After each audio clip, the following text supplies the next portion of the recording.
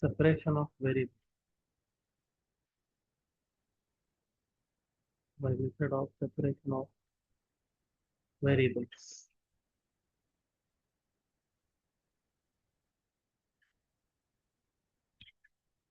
Let कैसे करते हैं आप separation of variable को? Let come on the complete Solution. solution of equation number 1 is, because we have two variables u of x and t, that is equal to, we are taking the solution will be of this form.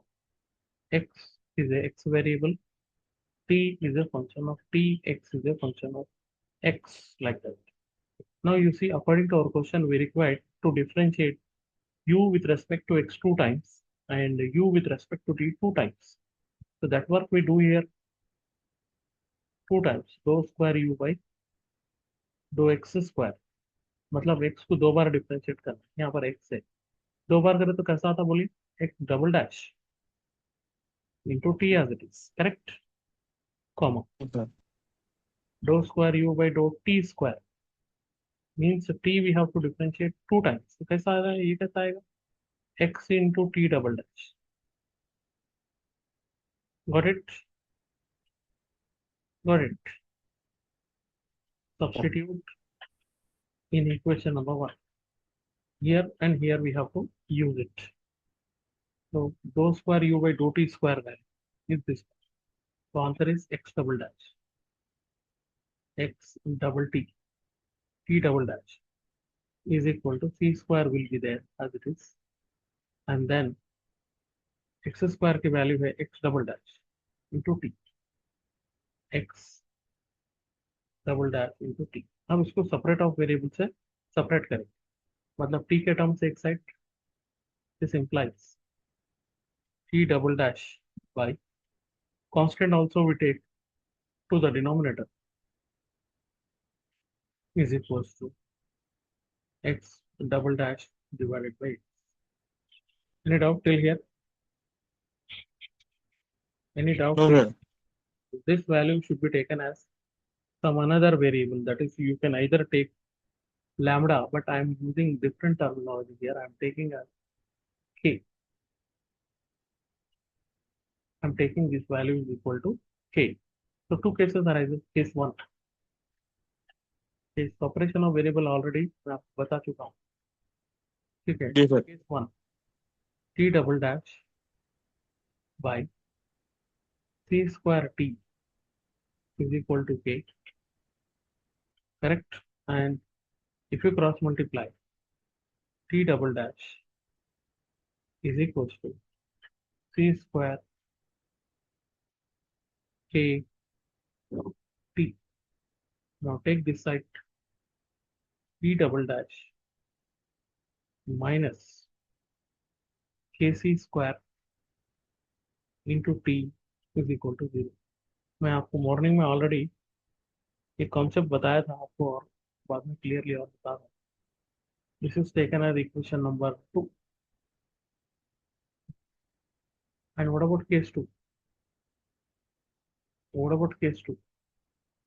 The case 2 will be x double dash T x double dash by x. is equal to k again, right? Yes, sir. Then cross multiply x double dash is equal to kx, or take this side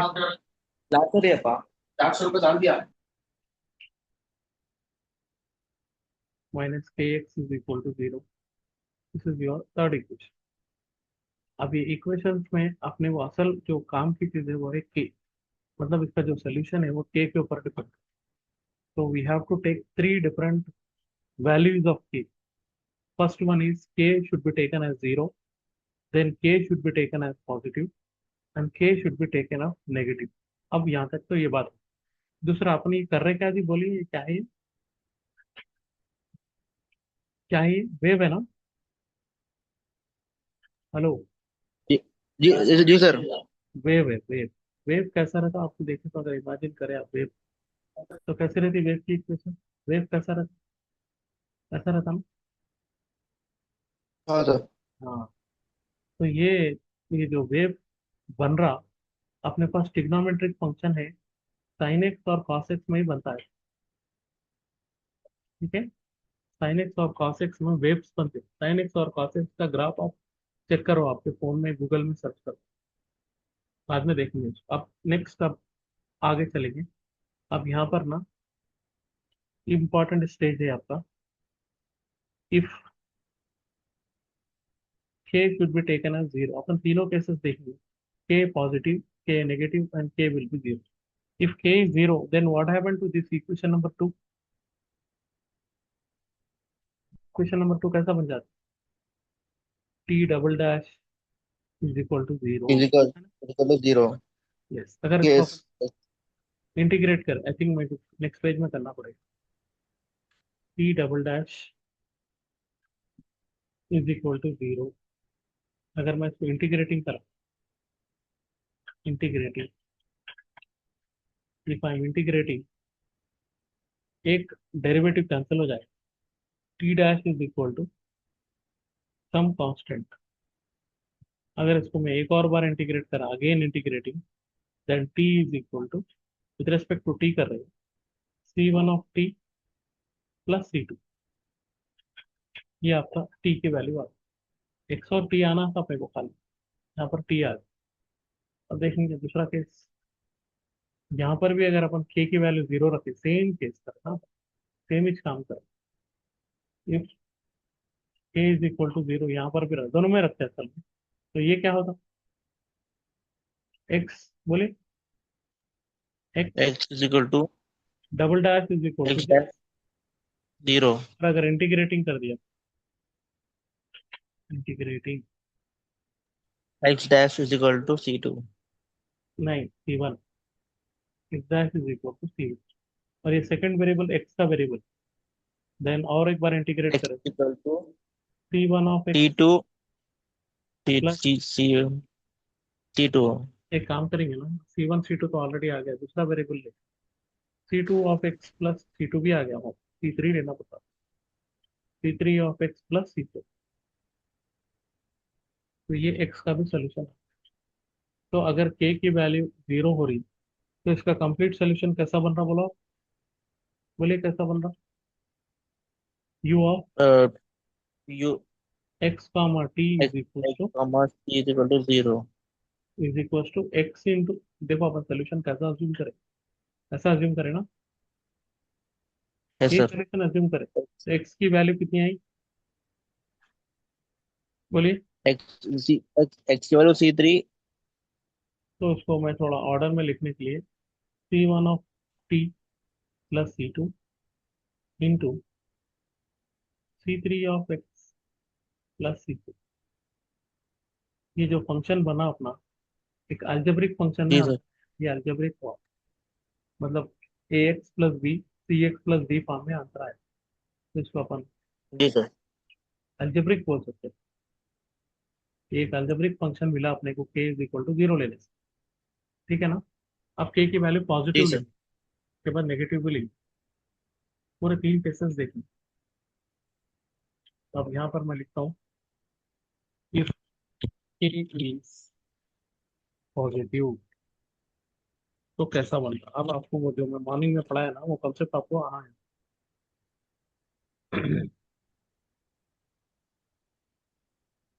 if,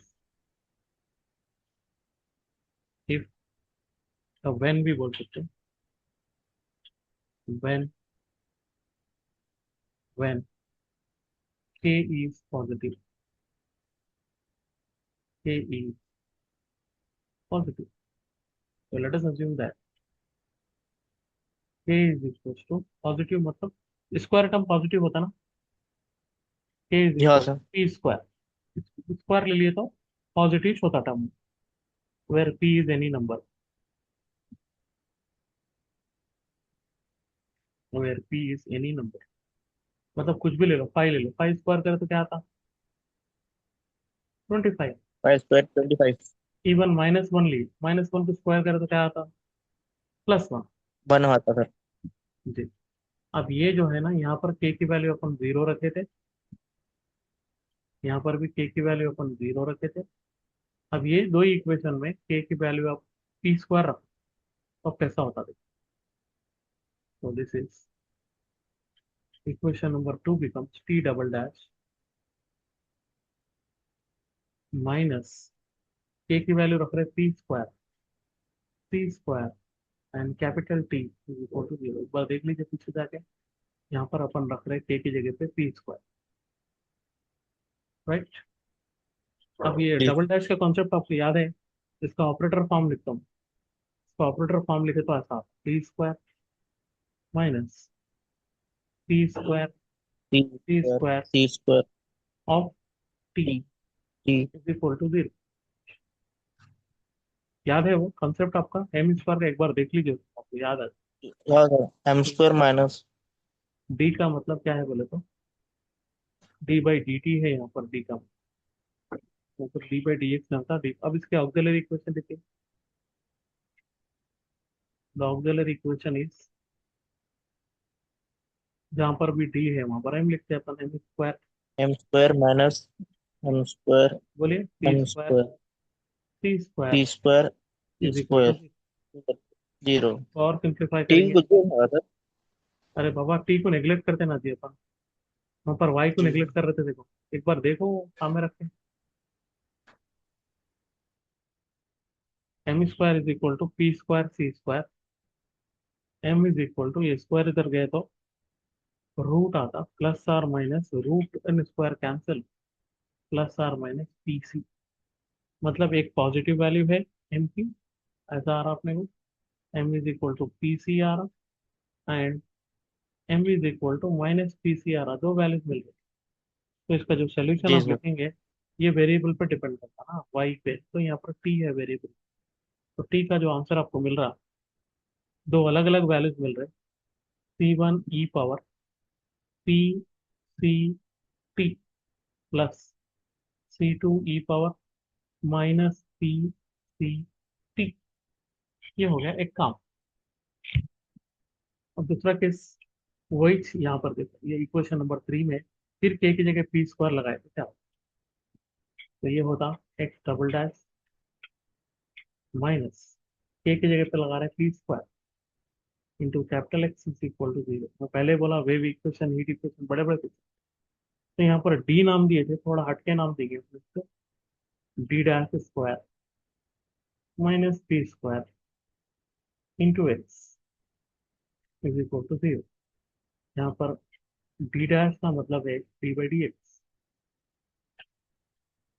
तो इसका जब auxiliary equation लिखेंगे, the auxiliary equation is M square minus P square minus T square is equal to 0। Plus C square A square minus 0। B square form में है, A plus B A plus B into A minus B. Into A minus B is equal to 0।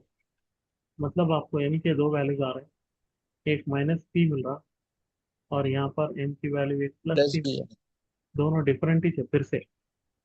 तो अपन जब capital x में इसका solution देखेंगे, this is C one C two तो आ गया ना, C three E power minus P X plus C four E power plus P x.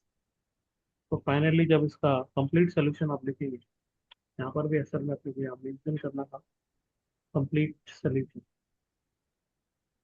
Complete solution of equation number 1। यहाँ पर भी अपन लिखेंगे complete complete solution of equation number 1 is u of X comma t is equal to, ये हो गई t की value, ये हो गई x की वैल्यू। तो this is C one E power p C t plus C two E power minus p C t into C three E power minus P X plus C four E power plus P. ये आपका second हो गया। और ये algebraic था। अब यहाँ पर ई आया तो ये एक्सपोनेंशियल है। एक्सपोनेंशियल फंक्शन मिला, exponential function.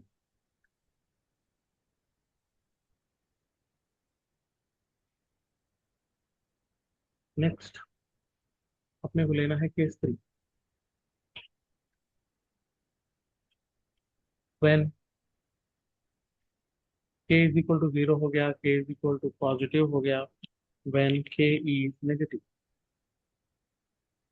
When k is negative. So let k is equals to minus p square, where p is any number, where p is any number.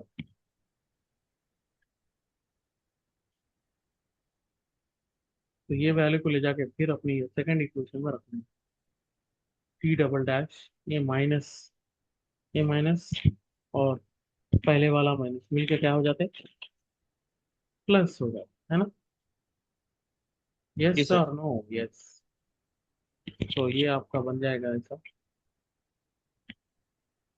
t double dash minus into minus plus p square capital T is equal to 0। इसको D के form में लिखेंगे तो D square plus p square times T is equal to 0। The auxiliary equation is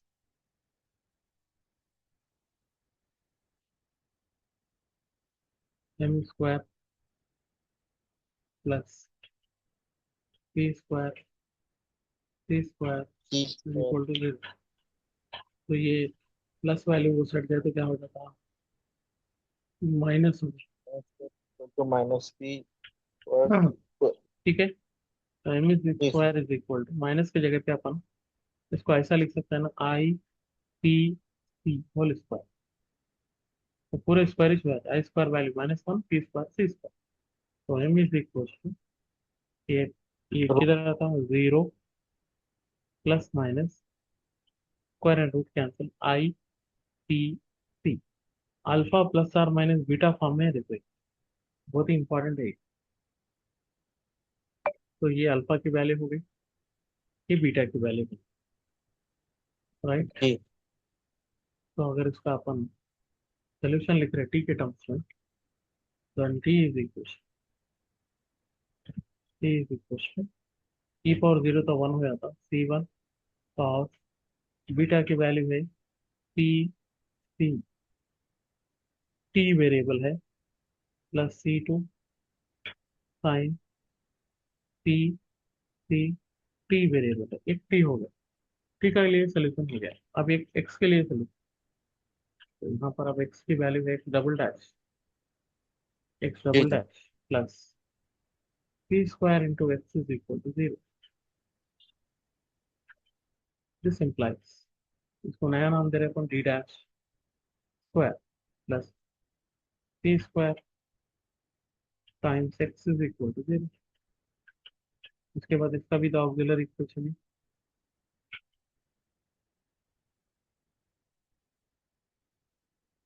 it is M square plus P square is equal to 0। ये भी same ऐसे ही जाता है, M square is equal to minus P square, minus P plus. M square is equal to minus P को अपन लिख सकते हैं आई पी होल स्क्वायर, या आई स्क्वायर वाले -1 पी स्क्वायर आ जाए। M is equal to 0 plus or minus I P. तो अल्फा की वैल्यू 0 है, बीटा की वैल्यू यहाँ पर पी है। तो इसको सोल्यूशन में अगर अपन कन्वर्ट करें, capital X is equal to C1 C2 आगे बोल के C3 से ले रहे हैं, C3 cos P X C4 sine Q,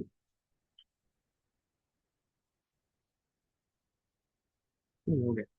उसके बाद hence complete complete solution of equation number 1 is u of x comma t is equal to, this is equal to, first part is c1 cos p c t plus c2 sin PCT. p c t into next value c3 cos px plus c4 sin px। ठीक है, अब देखो आपने को एक algebraic nature की equation मिली, एक exponential function की इक्वेशन मिली। ये साइन और कॉस के ग्राफ कैसे रहते हैं? ये वेव के जैसे रहते हैं ना। जी सर। तो के की वैल्यू अगर आप नेगेटिव लिए तो जो आंसर आपको मिल रहा उसका जो नेचर है वो वेव का नेचर। यहाँ पर अपन ऐसा लिखेंगे आंसर में, हेंस हेंस। अब चाहे तो इसको कुछ नाम देना है तो दे सकते हैं, इसको स्मॉल ए, इसको स्मॉल बी, इसको small C. Small C behave like waves।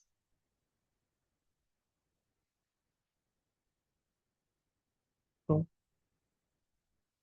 equation number C is consider as the solution of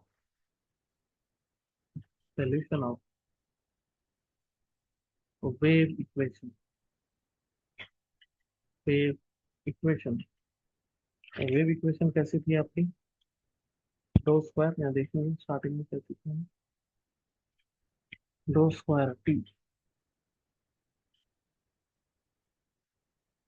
dough square U by two T square is equal to C square into do square U by two T square.